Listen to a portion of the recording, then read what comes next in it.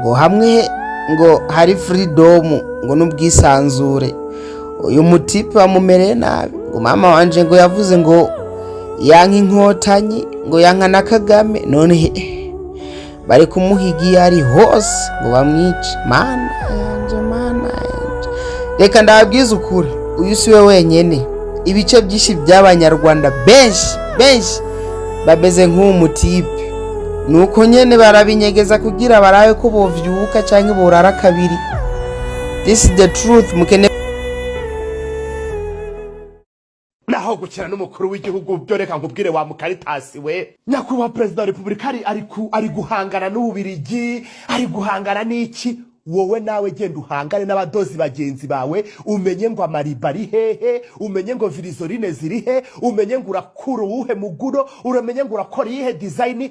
Toka uriya mugabo niba kuko ari we wanditse biriya bintu, ngiye buri gihe ibintu byanshyiraho mwitangirizwa. Niba ari we wanditse biriya bintu ngo yanga umukuru w'igihugu ngo akanga inkotanyi, haraziziza iki?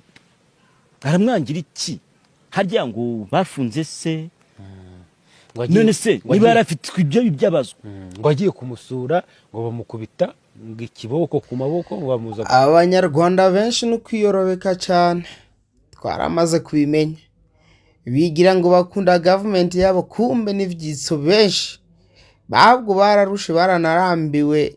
Siwe bazobona izo ntwaro z'umukazo n'agahotoro zibavuyeko. Benshi no kwigirisha no kwikirigita gusa twarabamenyesha.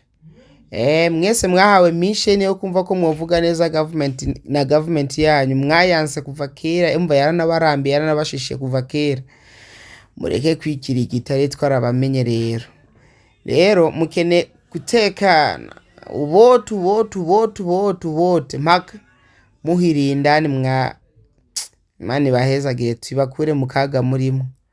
Mwahawe mission yo gutuka Burundi, namwe very soon murahindukira mutuku bwanyu ngo n'urwa Gasabo. Mbona mwana atangwe ngo Imana itinye igihugu cyacu, ibatinya nk'abandi mwebwe ko twamaze kumenya ko aribo babohoye umwanya n'umwanya mumera nka Sodoma na Gomora. Papa wawe yarafunzwe, bihuriye n'ubuyobozi bukuru. Wagiye kubaza ibyaha nimba ari he n'ibyo yakoze, California, bihuriye n'ubuyobozi bukuru.